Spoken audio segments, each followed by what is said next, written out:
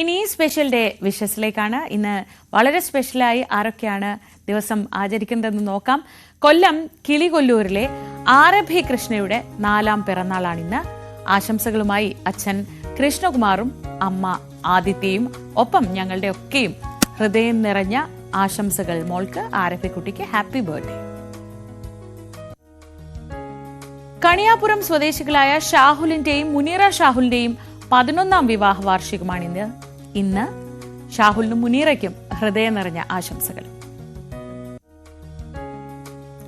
തിരുവനന്തപുരം അവണാകുഴി സ്വദേശികളായ രാംജി ദേവിന്റെയും കീർത്തി എസ്ആറിന്റെയും വിവാഹമായിരുന്നു ഇന്നലെ.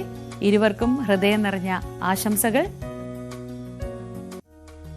ഇന്ന് ഞങ്ങളുടെ പ്രിയപ്പെട്ട സഹപ്രവർത്തകൻ അനൂപിന്റെയും കീർത്തിയുടെയും വിവാഹമാണ്.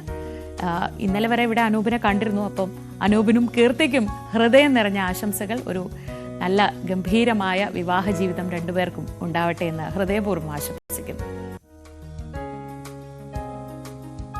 ഇന്ന് ഞങ്ങളുടെ കുടുംബത്തിൽ കുറേ പേരുടെ പിറന്നാളുണ്ട്. News 18 Keralam input editor TG സജിത്തിന്റെയും അനിതയുടെയും മകൻ ഇവാന്റെ 1ാം പിറന്നാളാണിന്ന്. ഇവാനും ഞങ്ങളുടെ ഹൃദയം നിറഞ്ഞ, ഈ ഫാമിലിയുടെ മുഴുവൻ ഹൃദയം നിറഞ്ഞ ആശംസകൾ ഇവാൻ കുട്ടന്. Happy birthday.